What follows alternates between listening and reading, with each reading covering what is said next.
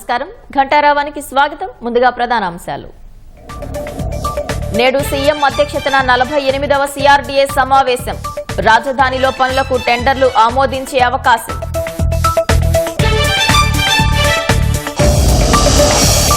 Social మీడియాను నియంత్రించాలన్న చంద్రబాబు, లేదంటే వ్యక్తిత్వ హననం పెరిగిపోతుందని ఆవేదన.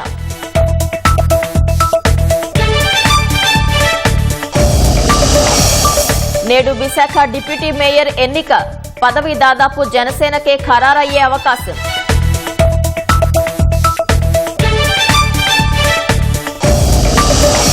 ఉగ్రకుట్రను భగ్నం చేసిన దర్యాప్తు సంస్థలు. విజయనగరం, హైదరాబాద్ కు చెందిన 2 అరెస్ట్.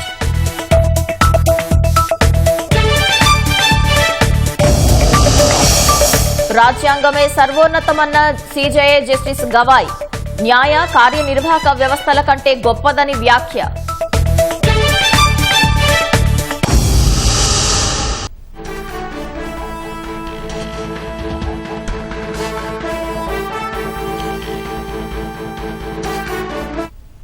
తాజాంశాన్ని చూస్తున్నాం. నంద్యాల జిల్లా ప్యాపిలి మండలం పోదొడ్డి వద్ద కారు బోల్తా పడి 3 మృతి చెందారు.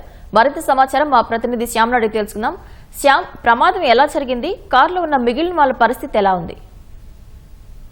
పవిత్ర, రాత్రి బాగా పొద్దుపోయిన తర్వాత ఈ ఘటన జరిగినట్లుగా మనకు సమాచారం అందుతోంది. నంద్యాల జిల్లా ప్యాపిలి మండలం పోదొడ్డి సమీపంలో ఇది జాతీయ రహదారి. ఇది రాత్రి వర్షం కురిసింది. ఇదే సమయంలో కారు అదుపు తప్పి బోల్తా పడినట్లుగా మనకు పోలీసులు చెప్తున్నారు. అయితే వీరందరూ కూడా కర్ణాటక రాష్ట్రం తుమ్కూరు జిల్లా కెంకేరె గ్రామానికి చెందిన వారిగా ప్రాథమికంగా గుర్తించారు. వీరందరూ కూడా మొత్తం కారులో 6 యువకులు ఉన్నారు. వీరందరూ కూడా శ్రీశైలం దర్శనానికి వెళ్లారు. శ్రీశైలంలో మల్లన్న దర్శనం చేసుకున్న తర్వాత మహానందికి చేరుకున్నారు. మహానంది నుంచి తిరుగు ప్రయాణంలో డోను ప్యాపిలి మీదుగా వెళ్తుండగా ఈ ఘటన చోటు చేసుకుంది. అయితే కారు అదుపు తప్పి పడిపోవడం వల్ల ఈ ప్రమాదం జరిగినట్లుగా పోలీసులు చెప్తున్నారు. ఇందులో 3 మృతి చెందారు, మరో 3కి గాయాలయ్యాయి. అయితే వీరికి ఎలాంటి ప్రమాదం లేదని చెప్పి వైద్యులు చెప్తున్నారు. వీరందరినీ కూడా కర్నూలు సర్వజన వైద్యశాలకు తరలించారు. అయితే డెడ్ బాడీస్ ని రాత్రి బాగా పొద్దుపోవడంతో మార్చురీకి తరలించారు. అయితే ఇంకా పోస్ట్ మార్టం చేయాల్సి ఉంది. పోస్ట్ మార్టం 10 గంటల తర్వాత చేస్తామని చెప్పి వైద్యులు చెప్తున్నారు. వీరిలో మృతి చెందిన వారిని కూడా గుర్తించారు.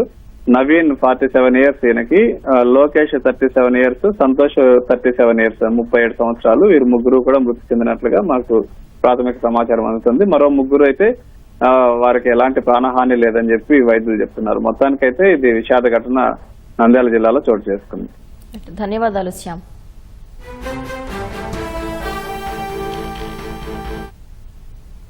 వ్యక్తిత్వ హననానికి పాల్పడుతున్న సామాజిక మాధ్యమాలను నియంత్రించాల్సిన అవసరం ఎంతైనా ఉందని ముఖ్యమంత్రి చంద్రబాబు అన్నారు. తెలుగు వన్ సంస్థ 25 ఏళ్లు పూర్తి చేసుకున్న సందర్భంగా హైదరాబాద్ లో నిర్వహించిన కార్యక్రమానికి ఆయన ముఖ్య అతిథిగా హాజరయ్యారు. గతంలో తాను ముందు చూపుతో చేసిన కృషి వల్లే ప్రస్తుతం ప్రపంచంలో ఏ మూలకు వెళ్లినా తెలుగువారి సంఖ్య గణనీయంగా పెరిగిందన్నారు. తెలుగు ప్రజలు తనపై చూపిన అభిమానంతోనే నాడు సైబరాబాద్ నిర్మాణం, నేడు అమరావతి నిర్మాణం జరుగుతోందని తెలిపారు.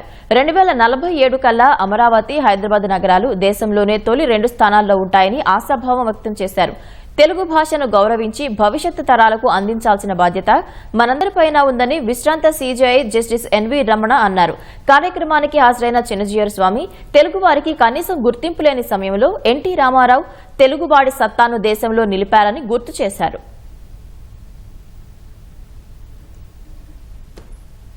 నేను గర్వంగా చెప్పగలుగుతున్నా, ఈరోజు ప్రపంచంలో ఏ దేశానికి వెళ్ళినా అక్కడ ఇండియన్స్ ఉంటారు, అగ్రభాగాన తెలుగువారున్నారు.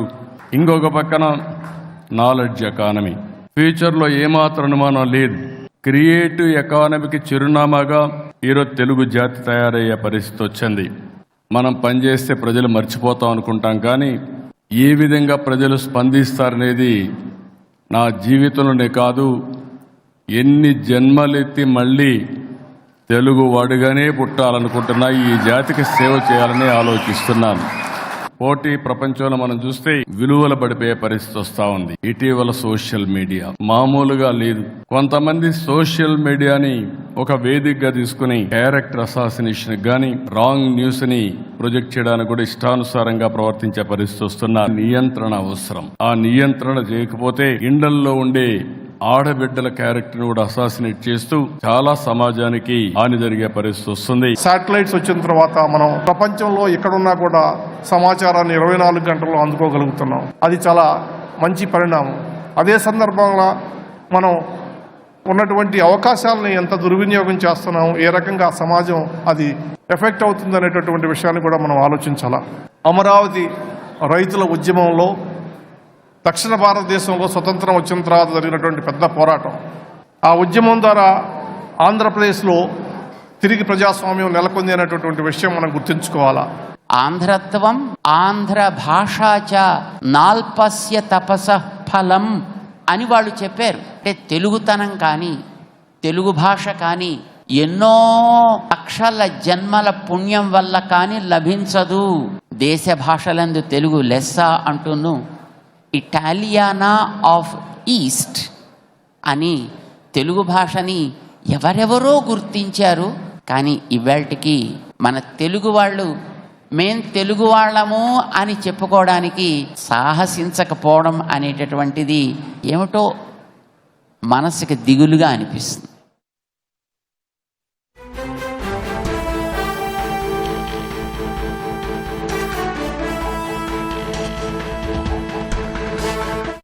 అంశాన్ని చూస్తున్నాం. సచివాలయంలో నేడు 48వ సిఆర్డీఎస్ సమావేశం జరగనుంది. మరింత సమాచారం మా ప్రతినిధి ధనుంజయ్ నాయుడుకు తెలుసుకుందాం. ధనుంజయ్, సిఆర్డీఎస్ సమావేశంలో ఏ నిర్ణయాలు తీసుకోనున్నారు? 48వ సిఆర్డీ అథారిటీ సమావేశం ముఖ్యమంత్రి చంద్రబాబు అధ్యక్షతన జరుగుతుంది. దీనికి మంత్రి నారాయణతో పాటు సిఆర్డీ అధికారులు, ఇతర ఉన్నతాధికారులు కూడా హాజరవుతారు. వాస్తవానికి రాజధానిలో చేపట్టాల్సినటువంటి పనులకు సంబంధించినటువంటి టెండర్లను సిఆర్డీ అథారిటీ సమావేశంలో ఖరారు చేసే అవకాశం ఉంది. అలాగే వివిధ సంస్థలకు భూ కేటాయింపులకు సంబంధించి కూడా నిర్ణయం తీసుకునే అవకాశం ఉంది. గత సిఆర్డీ సమావేశంలో ఇప్పటివరకు చూసుకుంటే జరిగినటువంటి సిఆర్డీ సమావేశంలో 49,000 కోట్ల రూపాయల మేర విలువైనటువంటి పనులకి ఇప్పటివరకు సిఆర్డీ అథారిటీ సమావేశాలు అనుమతులు కూడా ఇచ్చాయి. ఈ నేపథ్యంలోనే ఇవాళ కూడా సీఎం చంద్రబాబు అధ్యక్షతన సచివాలయంలో ఈ సిఆర్డీ అథారిటీ సమావేశం జరుగుతుంది.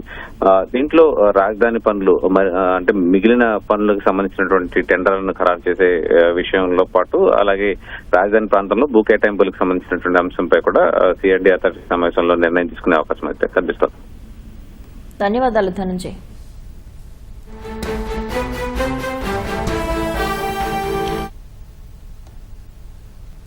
Greater Visakha municipal corporation deputy mayor ఎన్నిక ఇవాళ జరగనుంది. వైసీపీ పక్షానికి చెందిన డిప్యూటీ మేయర్ శ్రీధర్ అవిశ్వాసం ద్వారా వాయిదాలుగటంతో జీవీఎంసీ డిప్యూటీ మేయర్ ఎన్నికకు నోటిఫికేషన్ ఇచ్చింది. అయితే ఈ పదవి దక్కించుకునేందుకు టీడీపీ, జనసేన నుంచి తీవ్ర పోటీ నెలకొంది. విశాఖకు చెందిన కూటమి సభ్యులంతా కలిసి సమాలోచనలు చేసి పదవి ఎవరికి ఇవ్వాలనేది నిర్ణయం తీసుకున్నారు. పదవి దాదాపు జనసేనకు ఖరారైనట్లు సమాచారం. ఇవాళ ఉదయం 11 గంటలకు సీల్డ్ కవర్లోని అభ్యర్థి పేరు కూటమి నేతలు వెల్లడించనున్నారు.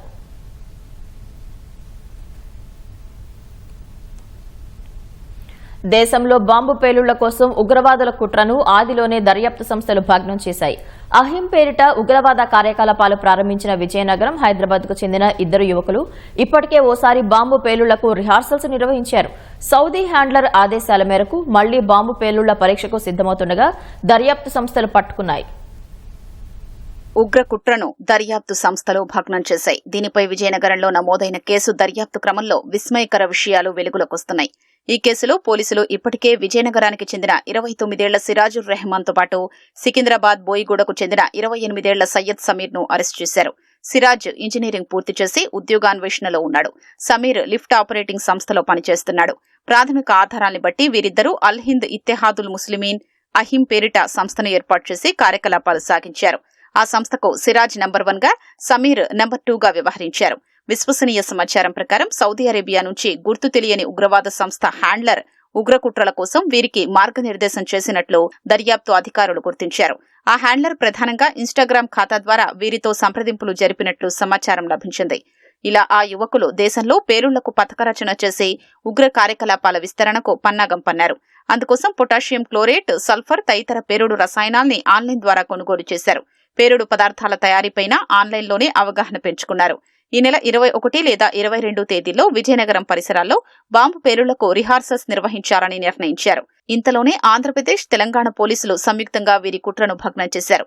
నిందితులు మరికొందరు యువకులు మైనర్లతోనూ తరచూ సమావేశాలు నిర్వహించారు.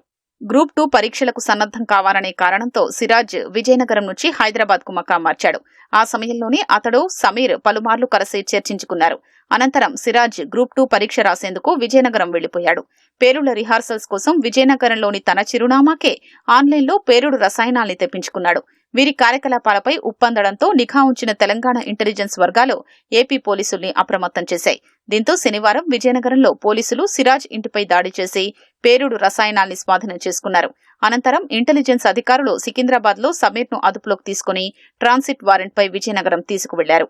ఈ కేసుపై జాతీయ దర్యాప్తు సంస్థ ఎన్ఐఏ దృష్టి సారించి ప్రాథమిక దర్యాప్తు తీరుపై ఆరా తీసింది. ప్రస్తుతం విజయనగరం 2వ పట్టణ పోలీసులే ఈ కేసును దర్యాప్తు చేస్తున్నారు. సౌదీ అరేబియా నుంచి యువకుల్ని ఉగ్రకుట్ర దిశగా ప్రేరేపించిన హ్యాండ్లర్ ఎవరనేది ఇప్పటి వరకు తేరలేదు. హ్యాండ్లర్ వీరిని మ్యాజిక్ ల్యాంతర్ ద్వారా ఎంచుకున్నట్లు దర్యాప్తులో వెల్లడైంది. సోషల్ మీడియాలో ఉగ్రవాద అనుకూల పోస్టు పెట్టి దానికి సానుకూలంగా స్పందించే వారిని ఎంచుకోవడమే ఈ ప్రక్రియ ముఖ్య ఉద్దేశం. అలాంటి వారిలో నుంచి వీరిద్దరిని ఎంచుకున్నట్లు తేలింది. వీరు తమ గ్రూపులో మరో 28 మందిని చేర్చుకున్నట్లు గుర్తించారు. అగ్గిపుల్లల్లోని మందును వినియోగించి బాంబు తయారీ విధానంపై హ్యాండ్లర్ వీరికి ఫైళ్లు పంపినట్లు తేలింది. దీనికి అనుగుణంగానే యువకులు బాంబును తయారు చేసినట్లు తేలింది. ఆ బాంబును సిరాజ్ ఈ నెల 12న విజయనగరంలో ప్రయోగాత్మకంగా పరిశీలించినట్లు తెలుస్తోంది. మరోసారి ప్రయోగించేందుకు సిద్ధమైన తరుణంలోనే వారిద్దరూ పోలీసులకు చిక్కారు. నిందితులిద్దరికీ విజయనగరం కోర్టు 14 రోజుల రిమాండ్ విధించింది. సిరాజ్ తండ్రి ఏఎస్ఐ, సోదరుడు కానిస్టేబుల్ గా పనిచేస్తున్నారు.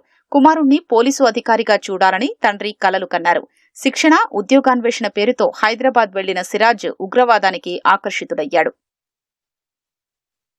విశాఖలో సంచలనం రేకెత్తించిన జాయ్ జమీమా హనీ ట్రాప్ కేసులో కీలక నిందితుడైన స్థానిక ఐటీసీ ట్రేడింగ్ కంపెనీ సీఈఓ రత్నరాజును భీమిలి పోలీసులు అరెస్ట్ చేశారు. తన అందచందాలు, మాయ మాటలతో పలువురు వ్యక్తులను బుట్టలో వేసుకుని భారీగా డబ్బు వసూళ్లకు పాల్పడిన జాయ్ జమీమా అనే మహిళను 6 నెలల కిందట విశాఖలో అరెస్ట్ చేశారు. అప్పట్లో ఆమెతో పాటు ఆ ముఠాలో ప్రధాన వ్యక్తులైన వేణుభాస్కర్ రెడ్డి, అవినాష్ బెంజమిన్లను అరెస్ట్ చేసి జైలుకు పంపారు. ఈ వ్యవహారంలో లోతుగా దర్యాప్తు చేపట్టిన పోలీసులు ఇందులో రత్నరాజు పాత్ర ప్రధానంగా ఉన్నట్లు గుర్తించారు. ఈయనకు జాయ్ జమీమాకు మధ్య జరిగిన ఆర్థిక లావాదేవీల వివరాలను ఆధారాలతో సహా సేకరించారు. ఇన్నాళ్లుగా పోలీసులకు చిక్కకుండా తప్పించుకుంటున్న రత్నరాజును ప్రత్యేక బృందం విశాఖ విమానాశ్రయం వద్ద తాజాగా అదుపులోకి తీసుకుని భీమిలి స్టేషన్కు తరలించింది. అనంతరం కోర్టు రిమాండ్ విధించడంతో అడవివరంలోని కేంద్ర కారాగారానికి తరలించారు. న్యాయ కార్యనిర్వాహక వ్యవస్థల కంటే భారత రాజ్యాంగమే సర్వోన్నతమైనదని భారత ప్రధాన న్యాయమూర్తి జస్టిస్ బిఆర్ గవై ఉద్ఘాటించారు. పార్లమెంటుకు రాజ్యాంగాన్ని సవరణ చేసే అధికారం ఉన్నా అది రాజ్యాంగ మౌలిక స్వరూపాన్ని మార్చకూడదని స్పష్టం చేశారు. 52వ సీజేఐగా బాధ్యతలు చేపట్టిన ఆయన మహారాష్ట్ర, గోవా బార్ కౌన్సిల్ ఏర్పాటు చేసిన సత్కార కార్యక్రమంలో మాట్లాడారు. భారత్ పురోగతి సాధించడమే కాకుండా ఆర్థిక, సామాజిక రంగాల్లోనూ అభివృద్ధి చెందడం సంతోషంగా ఉందన్నారు. న్యాయ కార్యనిర్వాహక వ్యవస్థ, సుప్రీంకోర్టు, పార్లమెంటు కంటే భారత రాజ్యాంగమే సర్వోన్నతమైనదన్నారు. మూల స్తంభాలుగా ఉన్న ఈ 3 విభాగాలు రాజ్యాంగం ప్రకారం కలిసి పనిచేయాలని జస్టిస్ గవాయ్ సూచించారు. ఇందులోని అన్ని వ్యవస్థలు సహకారం అందించుకుంటూ పరస్పరం గౌరవించుకోవాలన్నారు. రాజ్యాంగ మౌలిక స్వరూపం పటిష్టంగా ఉందన్నారు. ఈ సందర్భంగా తాను గతంలో ఇచ్చిన 50 కీలక తీర్పులతో రూపొందించిన పుస్తకాన్ని జస్టిస్ గవాయ్ ఆవిష్కరించారు. అటు మహారాష్ట్ర అధికారులు ప్రోటోకాల్ పాటించకపోవడంపై సీజేఐ అసంతృప్తి వ్యక్తం చేశారు.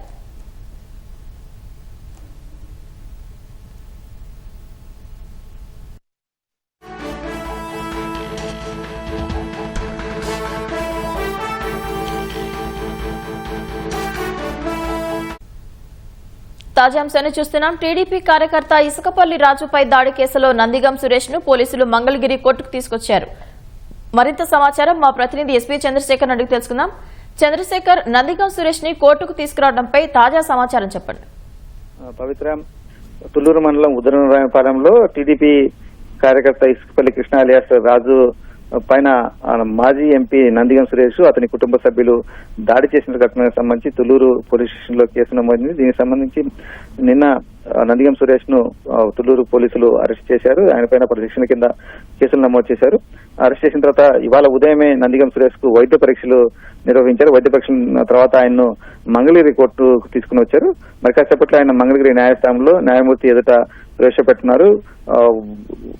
అధికారంలో ఉన్నప్పుడు నందిగం సురేష్ ఈ ప్రాంతంలో చేసినటువంటి అరాచకాలు అన్ని ఇన్ని కావు. అయినప్పటికీ కూడా అప్పుడు అధికారం అండగా ఆయన తప్పించుకుంటూ వచ్చారు. ఆ తర్వాత వెలగపూడిలో మరియమ్మ హత్య కేసుకు సంబంధించి ఆయన పైన అప్పుడు వైసీపీ ప్రభుత్వం నమోదైన కేసుకు సంబంధించి ఆ తర్వాత పోలీసులు అరెస్ట్ చేయడం అనేది కూడా జైలుకు పంపించిన రిమాండ్ ఖైదీగా తర్వాత బెయిల్ పై బయటకు వచ్చారు. అయినప్పటికీ కూడా తన ఆగడాలు అలాగే కొనసాగిస్తున్నారు. ఆయన కండిషనల్ బెయిల్ పైన ఉన్నప్పటికీ కూడా తన దౌర్జన్యాలు అలాగే కొనసాగిస్తున్నారు. ఇందులో భాగంగానే టీడీపీ కార్యకర్త రాజు పైన దాడి చేశారు. అతన్ని తీవ్రంగా కొట్టి గాయపరచడంతో పోలీసులు హత్యాయత్నం కింద కేసు నమోదు చేసి నందిగం సురేష్ తో పాటుగా మరికొందరిని అదుపులోకి తీసుకున్నారు. కొద్దిసేపట్లో వారిని న్యాయస్థానం ఎదుట ప్రవేశపెట్టినారు. న్యాయమూర్తి ఇచ్చేటువంటి ఆదేశాల మేరకు పోలీసులు తదుపరి చర్యలు తీసుకుంటామని చెప్తున్నారు. పవిత్ర, ధన్యవాదాలు చంద్రశేఖర్.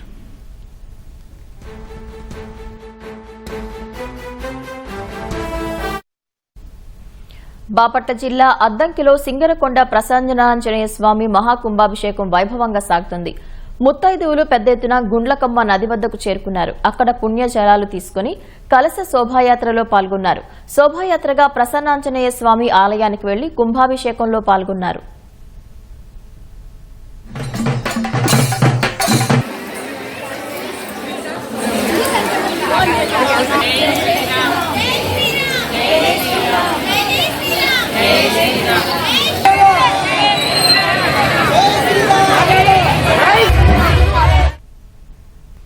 ఆపరేషన్ సింధూర్కు సంబంధించి భారత సైన్యం వెస్టర్న్ కమాండ్ సామాజిక మాధ్యమం ఎక్స్లో ఓ వీడియో పోస్టు చేసింది.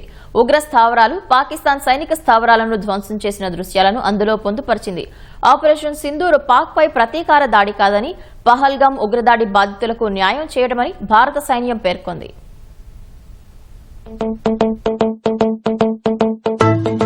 ये शुरुआत पहलगाम आतंकवादी हमले से हुई। गुस्सा नहीं, लावा था। दिमाग में बस एक ही बात, अब की बार सबक ऐसा सिखाएंगे कि इनकी पीढ़ियां याद रखेंगी। ये बदले की भावना नहीं, ये न्याय था। 9 मई रात को तकरीबन 9 बजे जिस भी दुश्मन की पोस्ट ने युद्ध विराम का उल्लंघन किया, उन सभी पोस्टों को भारतीय सेना ने मिट्टी में मिला दिया। दुश्मन अपनी पोस्ट छोड़ भागता नजर आया। ऑप सिंदूर केवल एक कार्रवाई नहीं, पाकिस्तान के लिए वो सबक था जो उसने दशकों से नहीं सीखा।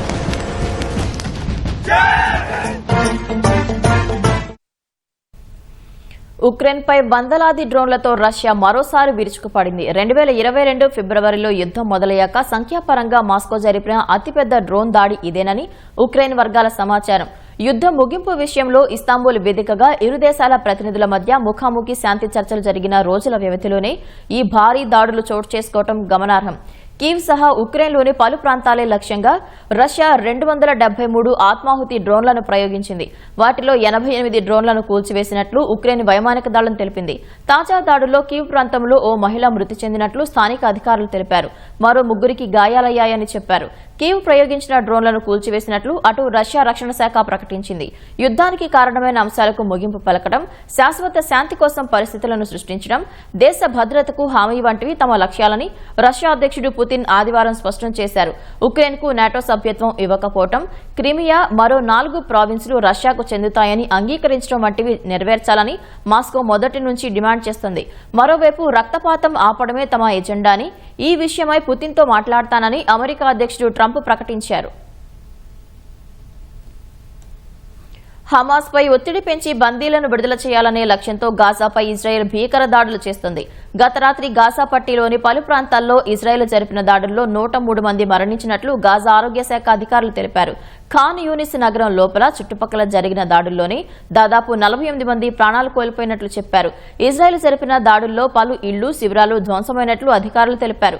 ఉత్తర గాజాలోని జబాలియా శరణార్థి శిబిరంలోని ఓ ఇంటిపై జరిగిన దాడిలో ఒకే కుటుంబానికి చెందిన 9 మంది మరణించారని అధికారులు వెల్లడించారు. జబాలియాలోనే మరో ఇంటిపై జరిగిన దాడిలో 7 చిన్నారులు, ఒక మహిళ సహా 10 మంది మృతి చెందినట్లు పేర్కొన్నారు. అయితే ఈ దాడులపై ఇజ్రాయెల్ ఎలాంటి ప్రకటన చేయలేదు. హమాస్ చెరలోని బందీల విడుదలతో పాటు పాలస్తీనియన్లను దక్షిణ గాజాకు పరిమితం చేయాలన్న లక్ష్యంతో శనివారం ఇజ్రాయెల్ గిడియన్ చారియట్స్ పేరుతో భారీ సైనిక ఆపరేషన్ ప్రారంభించింది. పెద్ద ఎత్తున దళాలను రంగంలోకి దింపి భూతల దాడులను ముమ్మరం చేసింది.